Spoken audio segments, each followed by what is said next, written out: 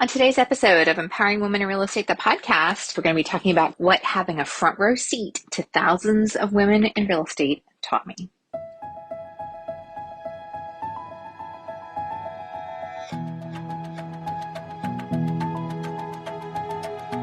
Hi, I'm Karen Cooper, a wife, mom of three, real estate broker, team owner, and founder of Empowering Women in Real Estate. As a realtor, I've personally helped well over 700 families in my career, and now I help thousands of women from all across the country balance real life and real estate through daily inspiration, motivation, and actionable plans to increase their success. Listen in as I share stories and tips from my life and business and interview some of my favorite people.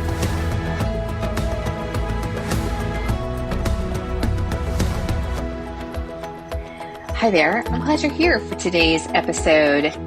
Today, if you're listening to this episode the day that it airs, it is July 29th, 2026, and today is the 12-year anniversary of Empowering Women in Real Estate. And, for 12 years, in one way or another, I have had a front seat to what is now many tens of thousands of women in real estate. And I've learned so much. I have truly, this has been the biggest surprise and delight of my life, my career. And it has taught me so many things. And I wanted to share those with you today. I took some time to kind of think about some of the, I guess you want to call them maybe patterns, like the things that I see over and over again, and some of the truths that I've really kind of come to know from this experience of being, connected to so many women and talking to so many women. And I wanted to share those with you today because I think that there's a lot that we can learn. I've definitely learned a lot, but there's a lot that we can all learn from this. And I think that there's also a comfort, which will make sense when you hear what some of these things are. There's actually a comfort in knowing some of these things. So before I jump in, I just want to give you a really quick, kind of how we got here. What's the story behind Empowering Women in Real Estate? And if you haven't heard before, 12 years ago, it was July of 2014. I had a 10-year-old, an 8-year-old, and a 5-year-old. And I was a managing broker. And I had been a managing broker at that point, I think, for about a year and a half. So I was about 10 years into my business, very successful in my sales business. I averaged selling 50 to 60 homes per year, all on my own, really throughout my sales years. And I had reached a point of burnout. And I was really very burned out. And I was studying for my broker's license with my business partner. We weren't partners then, but we were friends and we were studying together. And the owner of the company that we worked for came to me and said, "Hey, we're really growing and we need to hire a managing broker for this office. Would you be interested?" And I was like, yes, I think I am. Because for me, I thought that was going to be the answer to the burnout I was feeling, right? Imagine you mean I can get a regular paycheck and I don't have to work nights and weekends. And a lot of that stuff was wrong. The paychecks were a lot smaller and I could not really control them. And I still worked nights and weekends supporting my agents. So here I am, halfway through that tenure of that time that I was a managing broker. And I was feeling very lost. And honestly, looking back, I was feeling very depressed. Prior to that, I had what we would now consider to be a marketing team. We didn't really understand that language then, but there were a team of us, a group of us that worked together, supported each other, marketed together, did accountability together. And, I was missing that. I was missing that element. They were gone on and, selling and focusing on their businesses. And now I'm in a completely different role. And, I just felt really lost. I was questioning the decision that I had made. And And I was just feeling really lost. And I was watching a friend who worked for a direct sales company, and they were at their annual conference that they would do. And I'm kind of following along on social media. I'm like, gosh, that looks so fun. Like, that's what I'm looking for. I want to, feel connected. I want to feel a part of something. I want to have like my people to turn to. And I was really missing that. And I thought that if I'm missing that, then other people are probably missing that too. And back then, 12 years ago, there weren't a lot of Facebook groups. Now there's Facebook groups, there's 15 Facebook groups for every topic that you want. But then 12 years ago, there really wasn't. And so I thought, well, I can't find it. I can't find what I'm looking for. So I'm going to create it myself. And I did. And it was, kind of one of those shower ideas that kind of came to me. And so I created the community, started out on Facebook, Empowering Women in Real Estate. I had zero aspirations for that becoming a business or becoming any part of my business other than just a community. But, I very much, I very clearly felt God speak to me when I had this idea and I created this group, and that was Buy the Domain Name. And, I had no, seriously, no, ideas or intentions. And in fact, I didn't even have a website for, gosh, I want to say 5 years, 4 or 5 years at least. But I did. I bought that domain name that day, and Empowering Women in Real Estate was born. And it started out as it really, really very much started locally. I am in the Northern Virginia area, and it started out with a lot of really local agents, and it spread pretty rapidly. A lot of agents joining and telling their friends, because it really kind of was different. And I think one of the differentiators with the community was that I would write every day. And I still, to this day, 5 to 7 times a week, I write or post in the group. And especially in the beginning, gosh, like that first decade, I'm talking like I wrote like long, stories and how I was feeling. And, I lost my mom the following year, and my business changed. I went back to the field. I started a real estate team. Like, the group was my therapy. I've been through other really challenging health challenges myself and family members, and writing in this group, sharing the vulnerability of what I was experiencing, it helped me in ways that I like are truly too numerous for me to explain. And what I found, and you'll kind of start to see this in as a little bit of a thread in today's episode, but really what I found is that you're not the only one. And it wouldn't matter the topic. It could be real estate related. It could be personal related. Every single time I shared something, I would have other people either comment on the post or message me directly and say, gosh, I thought I was the only one. I thought I was the only one. And so I really kind of learned that power. And so, of course, fast forward 12 years later, what started out as this Facebook group, it expanded into, I had a group coaching program, which actually just sunset earlier this year after 7 years of success with that program. We now have an annual conference, which is in our 6th year. We have been doing monthly meetups in cities all over. We actually started them before COVID. That was one of the first things that we kind of started collectively as a group. When I think about all the things that are happening now, were these in-person meetups. And then of course during COVID, it was just online, and then we went back to being in person. We've been doing those in one version or another, I think since 2017. So really kind of almost 10 years. I used to do coffee chats once a month.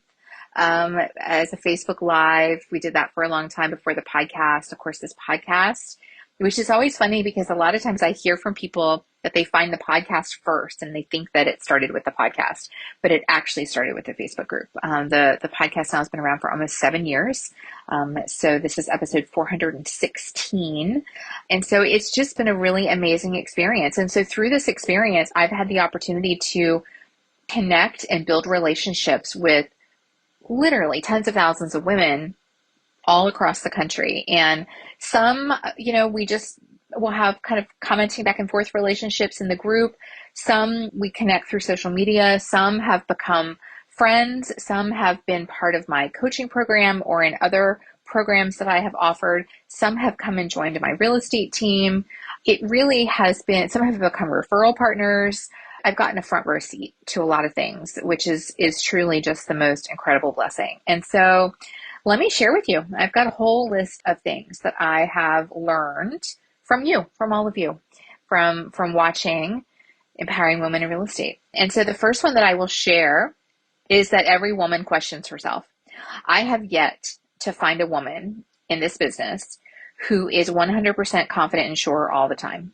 Every woman that I know at every level of success, from the brand new agent to, the agent who's 20 and 30 years in with a strong business, every woman has times where they question themselves. They have some kind of version of imposter syndrome. And some of us struggle with this more than others. And you've heard me talk about it. This is definitely something that I struggle with. But everybody has those times when they really question themselves. And I actually hope that knowing that gives you some comfort, because I think that's one of the lies that we believe when we're questioning ourselves, is that we're somehow not good enough and we don't measure up, and other people are so much better and they've all got it together. But the truth is, we're all thinking the same thing about ourselves. So there's actually some comfort in realizing that, okay, this is normal. This is a normal part of the human experience to question those things. Another thing which kind of goes along with that, which I hope gives you a lot of comfort as well, is that every woman in this business loses at some point. She loses a client. She loses a listing appointment. She makes mistakes. It has happened to me many times. I legitimately don't know a woman in this business that has not had that happen to her at some point. And it's funny because I think the longer you do it and the more successful you are, there is a perception that you never lose. And that's actually not true. And actually, the more reps you take, the more opportunities you have, actually the more losses sometimes you experience, because it's all at volume, right? It's a volume game. And when you have fewer opportunities, yes, those losses hurt even more, I think, when you have fewer opportunities, but you maybe don't experience them quite as rapidly. I remember having this conversation with one of my team members a year ago. Her business had really taken off, and all of a sudden, she's doing so much business, but she's also seeing more losses. And it's because she was getting more opportunities. And that's just kind of part of what happens. And you do, statistically, I think if you were to track it, and I did this for myself at one point in my business, I think statistically, if you track it, your conversion percentage actually ends up going up a lot higher, but it just feels like you're losing more. And that is just a normal thing. And it will happen to all of us. And it will happen again. I don't know that there's anything that we can do where it's never going to happen to you again. It's just part of the business. And that is just a very normal thing. And what will determine how well you do from that point, right? From the point of that loss or that mistake or whatever that is how quickly you recover and keep going. Because I have seen people, I have seen it happen with women who have had a loss in their business where they lost a client, or there was a terrible mistake that they made, or something that happened, and they allowed that loss to basically upend their entire business because they couldn't get past it. And so the faster, feel that loss. I'm not saying don't. Feel the loss, acknowledge it, see what you can learn from it, and then pick yourself up and move on. And that is truly the best thing that you can do. I will say, and this is something that I have come to realize, especially in terms of how I have done it with my business. And of course, now that, I'm 24 years in, I'm 53 now. And when I think about, the women who have the most staying power in this business, if you've been around for a long time, I've seen a lot of people come and go. And, the longer you're in this business, the more people you see come and go. And even ones that maybe have some success for a while and then they kind of disappear for one reason or another. And the ones that have the most staying power are the ones that evolve their business. Because you can't, I'm a firm believer of this, and I've seen this with my own business. You cannot continue operating the same way forever and expect to have a multiple decade career in this business. I don't know anybody in this business that has been the case for them. You have to be willing to, whether it is, there's always something that shifts, and that could be a shift with production. That was something that I have done in my business. I don't serve clients myself personally anymore. I still prospect every week. I still generate business, but I don't go on the appointments and serve the clients anymore. It could be in terms of the role that you have in the business. It could be hiring people. It could be only working with certain types of clients. It could be moving into a management role. It could be starting a team. It could be moving into a coaching aspect of your business. Like there's 1,000. This is one of the beautiful things that I actually really love about real estate, is that there are 1,000 different ways to create a business. And the women that are able to do this long term are the ones that are not afraid to change, because this business is too hard and it does wear you down. And it's not even just that the business is hard, but we go through seasons, and I'll talk about this too. We go through seasons where our life is hard and things have to change and things have to shift. And nothing makes me sadder than when I see a woman who has loved her real estate career, who has had success in her real estate career, but then just basically kind of walks away. And I think the reason that a lot of women do that is because they don't fully embrace the fact that they can do it a different way and that they can shift their business, and they can, imagine, you build a business for 10, 15, 20 years and you've got a great, strong, solid business and you don't want to do it anymore. No problem. But you don't have to just walk away from what you've built. You don't have to let every opportunity go. You don't have to do it yourself. But enough people don't teach that. And I think enough people just don't realize that. And so they just end up kind of walking away, and then the business fizzles out. And that's a shame. I've seen it happen over and over and over and over again with women in the group, with people in my circle, with just people that I know in my market. And it's always kind of a shame. I always just feel like it's kind of sad to see, especially when there are other options, and there are other options. Another thing that I've seen, that I've learned, is that truly, more than anything else, your mindset is the true make or break in the real estate business. I will see agents all the time ask for, what's the best book? I mean, this has probably been posted 100 times in the group. What's the best book for real estate, for a real estate agent? And the best book is a book on mindset. The best book are self-development books, because you have to build yourself up. There is so much about this business that is hard. The competition, the comparison, you have to be willing to put yourself out there. This is sales, like it or not. And if your mindset is not strong, then every loss will eat at you and it will take you out of it. If your mindset is not strong, then you will overthink everything. You will overthink every moment. You will overthink. You have to be willing to put yourself out there. And if you're overthinking that, you're not going to be able to do it. You can be truly the most technically sound, most professional, most excellent realtor that there is. But if no one knows about you, you will have no business. And that's where I think a lot of people fail, is they can't get over that hump of putting themselves out there. And a lot of that, I think, comes from the mindset. I'll also say that, and I've seen this again and again and again, there is no substitute for doing the work.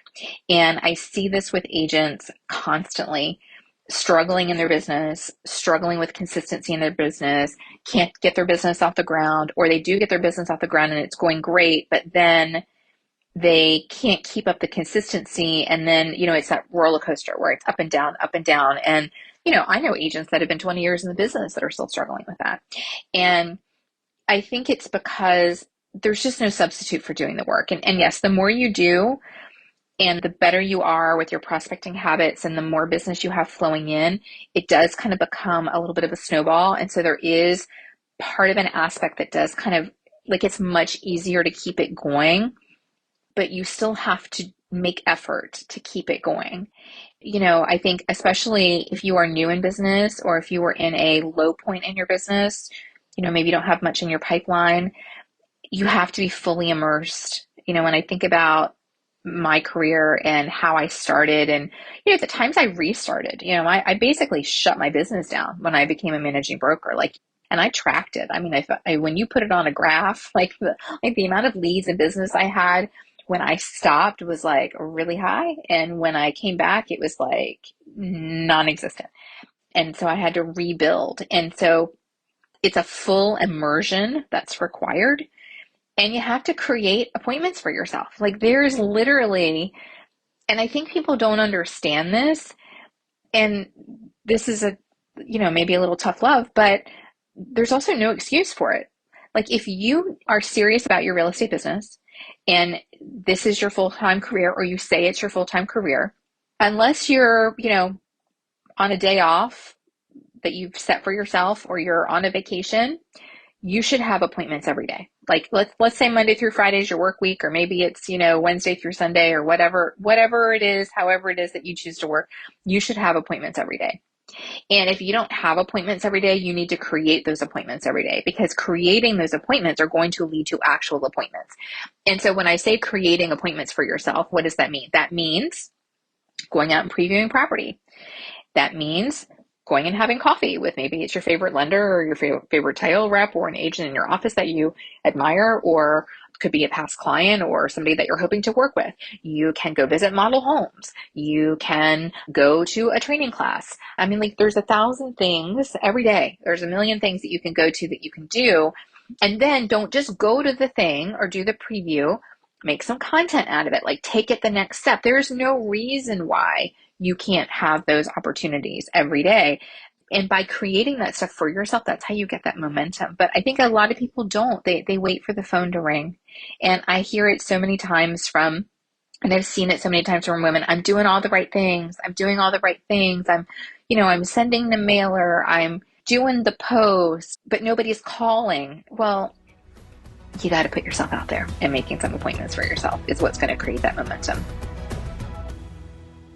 So we are just about 10 weeks out from the conference, and I want to share just a really quick preview for you of what the 2 days that we're going to have together are actually going to look like. So day one, we're really going to be going deep on strategy. We have the highest concentration of speakers that are happening on day one. It's going to be some really actionable, tactical content that's not just going to change how you think or how you approach your business, but just really kind of helps you to think differently about your direction and how you're thinking and how you're approaching what it is that you do from a strategic point of view. But then on day two, we start to kind of go a little bit broader. And what I love about day two is that the emphasis is really going to be on you and the role that you play in your own success in your business. It's what evolution really looks like when you have already, maybe you've already had some success in your business and you've proven that you can do this, but how can you kind of get to that next step? And we're going to be wrapping up day two with what I'm calling my clarity workshop that I'm going to be leading you through. And so I really think we have a great balance of speakers, educational content, but then also really actionable mindset shifting content that is really going to be amazing. And because of the way we like to do things, we don't have you just jam-packed going from session to session to session. We make sure that we have time for you to connect with the other women in the room, time to think and time to breathe around each of the sessions. And I honestly kind of think that might be the most valuable thing at all. So the conference is coming up September 29th and 30th at the Crown Plaza Hotel in Dulles, Virginia. We'll have the link here in the show notes, or just head over to the website, empoweringwomeninrealestate.com, and click on the conference. I hope to see you there. Another lesson that I've learned, and I've seen this happen, I mean, this has probably been posted hundreds of times in the group, is people asking, what's the best CRM? And how about my logo? And who can do branding? And what are the best systems? And how about the technology? And all of those things are great. And yes, they are important, but they are not more important than connecting with people. And one thing that I see a lot, I see this both from new agents, and I see this from agents that have been in business for a long time, but maybe are in maybe a little bit of a dry season, is that they convince themselves that they're busy because they're working on things like their CRM or their logo or their branding or their systems, or, they're talking to AI or whatever. But that's not more important than connecting with people. If you don't have any business, you don't need to be spending time trying to figure out a CRM or try to figure out a logo or try to figure out a new system. You need to figure out how to talk to people, and you need to connect with people. That's what's going to get you business. And then once you get business, then yeah, those systems are super important. And then let's get some great technology behind you. And, let's make sure that maybe you've got a good logo or some branding color so that when people see it, they know that it's you. And all of those things are great, but connecting with people has to come first. And I think a lot of people get that backwards. And I think part of the reason they get it backwards is because of fear. It's a lot more comfortable to play around with ChatGPT or Claude around what's my branding and what should my messaging be. But you got to get it out of there, and you got to actually get it in front of people and connect with people. That's what's going to get you sales. That's what's going to get you transactions, is doing those things. I have found that everyone considers quitting at some point, often at many points. I certainly have. And I don't know that I know a woman in this business that has not at some point contemplated quitting, because it's hard. It really is hard. This is kind of goes back to the mindset. It's a challenging business, and there are times that will really get at you. And, especially again, going back to everybody questions themselves, everybody loses clients or makes mistakes. And so those things can kind of compound and get us to the point where it's like, well, what am I doing this for? I'm going to quit. This is too hard. And I've heard so many women say, well, maybe I'm just going to go get a job. Let me go get a job. And the thing that drives me crazy about that is, okay, so you'll get a job and you'll go show up for somebody else 9 to 5, right? And do the things that you have to do for that job. But you won't show up for yourself 9 to 5. Because I promise you, if you show up for yourself 9 to 5, and you do the things and you create the appointments and you get out there, you will have business. And then you won't be questioning, maybe I should just go get another job. But there's a disconnect, I think, that happens somewhere in there. And I've seen that over and over again. Something else that I have learned, especially the last, decade or so, and I think maybe this is part of getting older, is that everyone is going to go through hard seasons in their life, and generally more than one. And during those seasons, your business is really going to kind of seem pointless.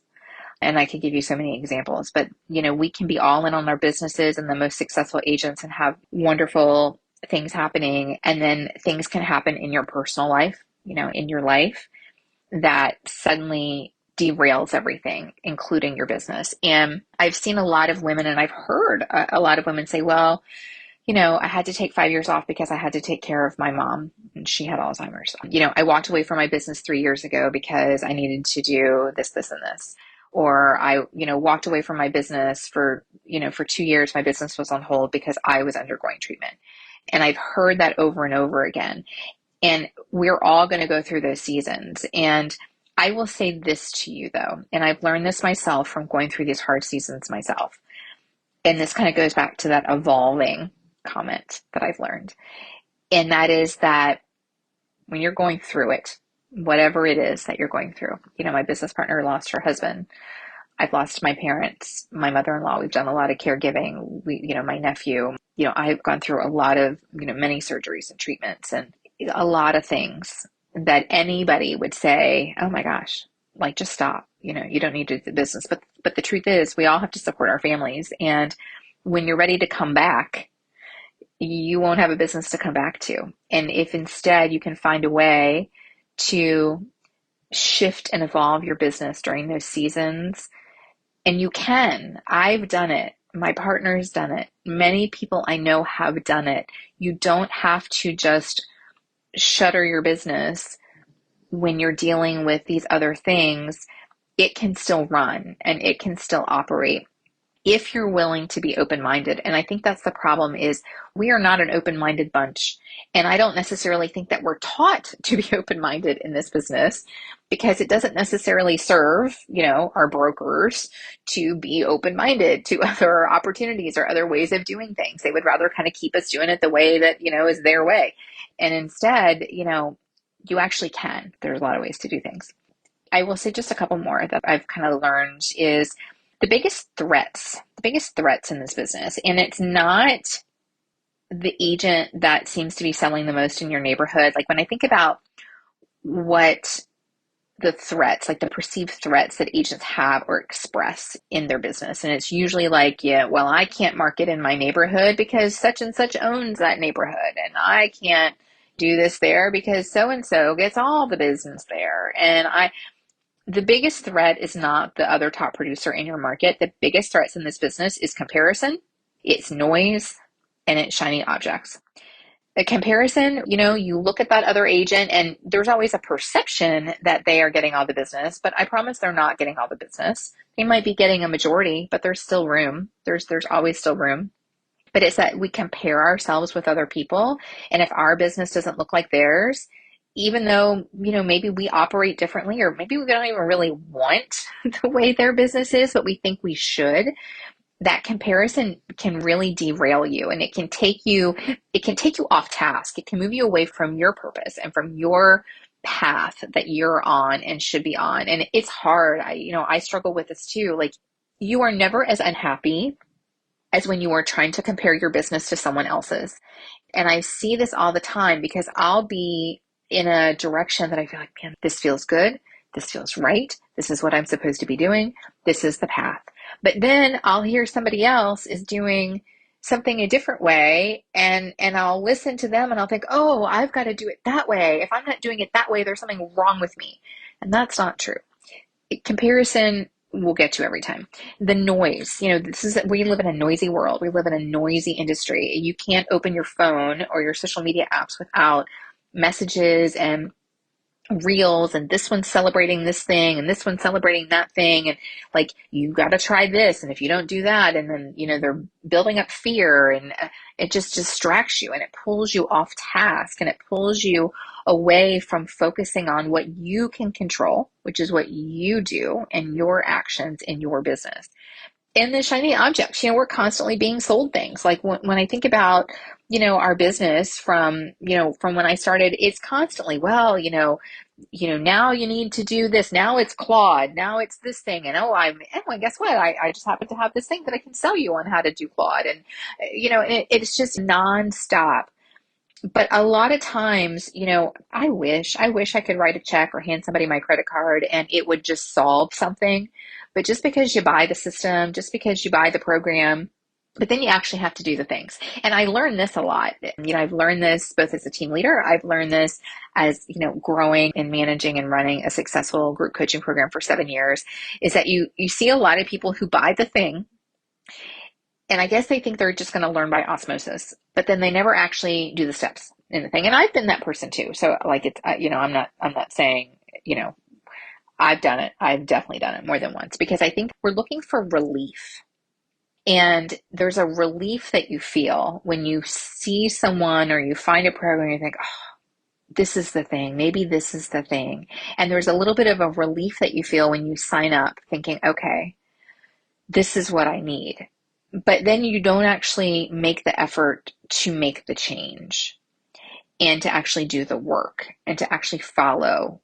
Because I have no doubt that any of these programs that are out there right now today, that they don't all work. I'm sure they do. But you have to be willing to do the work, and you have to be willing to apply the effort.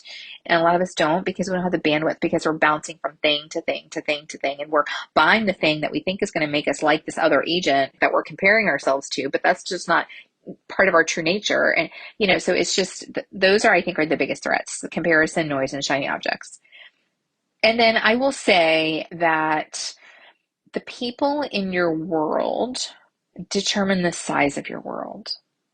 And I think about, I've only been with a few brokerages since I've been in real estate. And I think that that's probably normal, because I do think you kind of outgrow at a certain point where you are and what the model is, depending on what your brokerage looks like, or the situation. And it's not just that. It's brokerage, yes, but it's also the people that you put yourself, that you align yourself with, that you connect with, that you talk to. Like, think about it. When you have a problem in your business, and a lot of the problems we have aren't necessarily a broker problem. Like, our brokers are supposed to be there for us. Like, if you've got a contractual issue, you've got a legal issue, like, that's really where your broker shines, and that's really where you need them.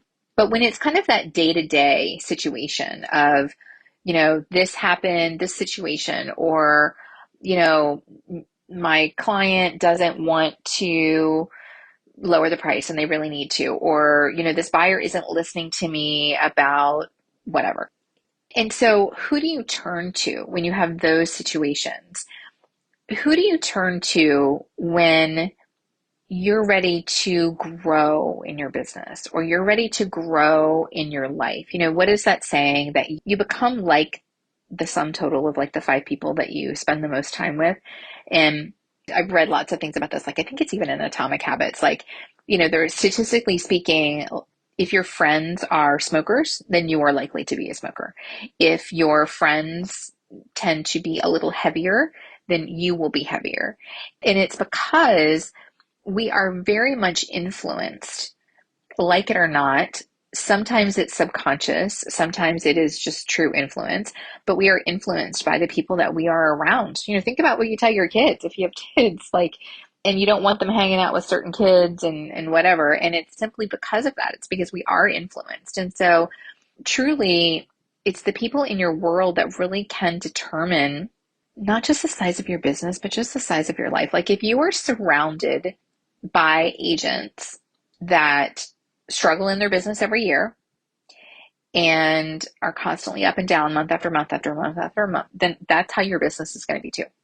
And you are going to struggle to break out of that and to do more, because the example that is set forth in front of you, that is available to you, is one of, this is just normal and this is what you do, and you struggle month after month after month.